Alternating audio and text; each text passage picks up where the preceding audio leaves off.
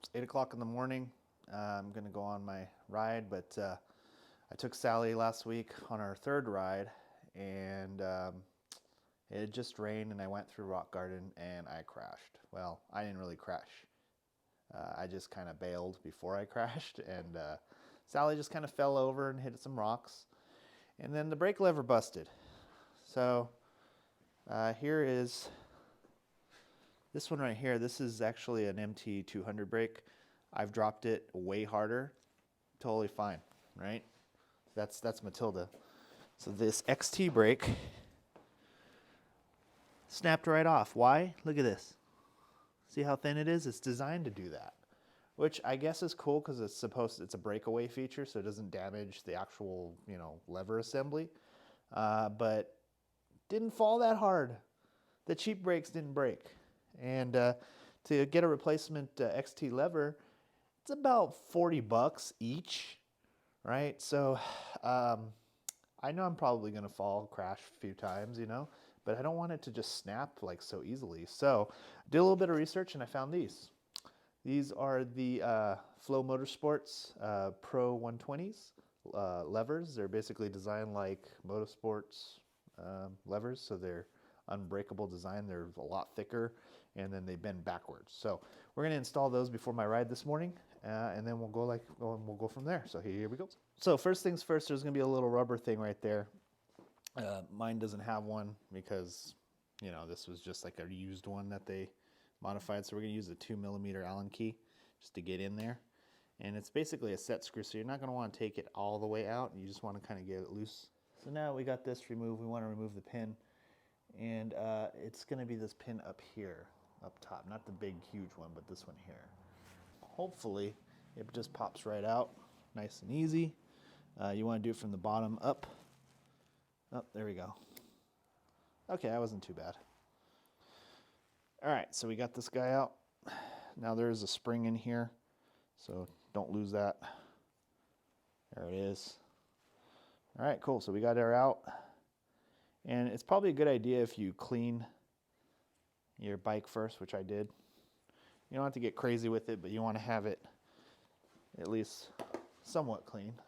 Alrighty, so we're going to remove the second lever. Now this one is an actual OEM one, so you can see here, this spot here, there's a little rubber cover there, so that's covering that set screw that we loosened. So you can just take a pick or pliers or something just to kind of get it out of there. And basically it's just a dust cover just to keep the junk out of there. And again, there we go. It's coming out. Let's try not to lose it. Oh man, that's just a little tiny rubber thing. All right, cool, got it. Okay, now we're going to take our 2mm Allen or hex or whatever you want to call it, and we're going to go ahead and loosen that. Ooh, that's tight.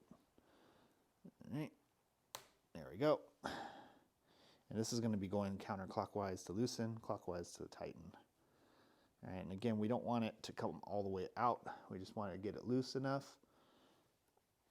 so we can get that pin out, which should just slide right out. So we go from bottom to top, and it's not moving, so we probably want to loosen our set screw a little more. Now keep in mind, this is a set screw. So what ends up happening is when you over tighten these, it does cause a little bit of a burr in the actual pin. So sometimes it can get stuck. And you're saying, how do you know that? Well, I deal with set screws at work. Again, I'm an HVAC technician, and we deal with that junk all the time. I actually have a special extractor tool to get motors off where what do you call it? Set screws actually burred the shaft, and then you can't get it out. We're going to go ahead and try to get this out. There we go. Just a little tap to get her loose. So again, we want to grab, cup the bottom because we don't want to lose our spring. Whoops, we lost our light though. So that wasn't too bad. At the post, I don't know if this shows up on camera because I have the autofocus turned off. Let's turn it back on. You see that little burr? That's from the set screw. Although it looks like they designed theirs where it's got this little indent in the center. We have our Flow Motorsports Pro 120 levers. Lifetime warranty is probably limited, but you know, that's still pretty cool. All right, so, oh, well, you're welcome. So anyway, there's that information there, and they're, you know, packed in this foamy stuff. I can already tell these are a whole lot beefier. Yeah, these are like way thick compared to the other ones. And you can see they have the little spring where they can spring back. So we get these levers, and I'll show you the difference between these and the old ones. All right, so pull that out. Set of instructions, and oh nice, they sent me some stickers, 2 of them. So that's cool. So let's go ahead and get these installed, but just to show you the difference, here is the OEM Shimano XT. You can see here this pinch, that's where it snapped, and that's where it will always snap. And then you can see the new one. The design's slightly different, but I'm not really used to these yet, so it doesn't really matter to me, honestly. But you know, and they still have the adjustment here, so you can adjust, you know, your grip point or whatever, which is pretty cool. But I mean, you can see it's not all pinched right here where it's going to snap like this one. I mean, look at that difference.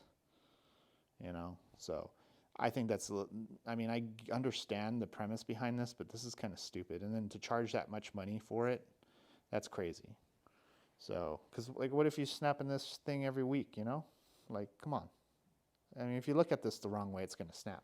But anyway, enough of my complaining. I'm going to go ahead and pop in the new one. So we have our lever. You can see there's these 2 slots.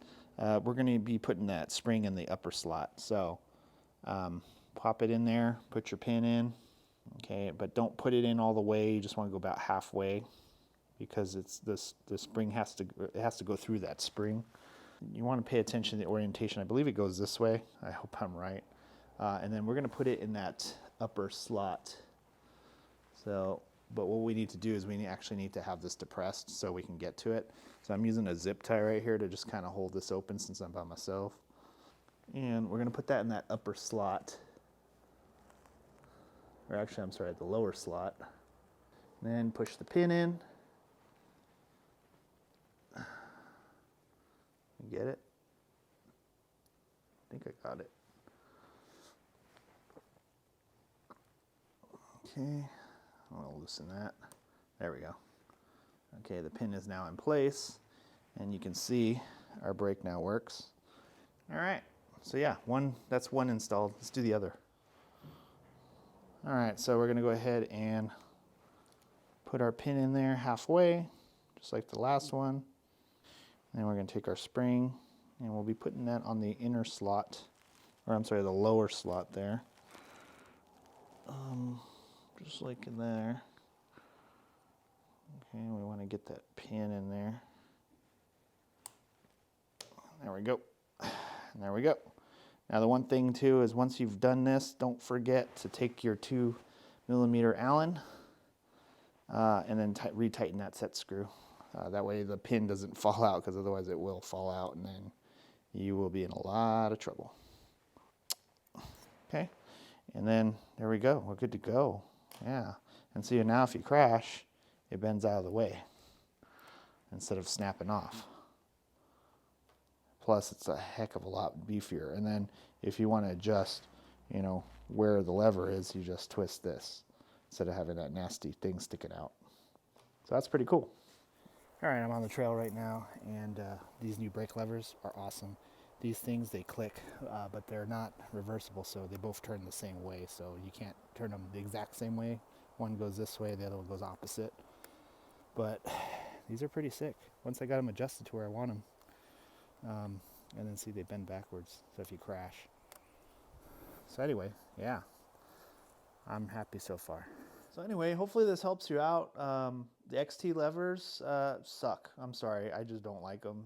The fact that it broke so easily is terrible. I've crashed way harder on my old bike with my cheap Shimano MT200s, and they don't snap and they don't break. So I don't know.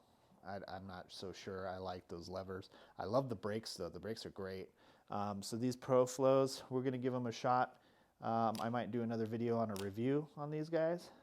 I love that. That's so cool. And see how we like them, but I'm pretty sure I will, especially if they don't break. So anyway, if you're struggling with the Shimano XTs where they keep snapping on you, they do have upgradable options.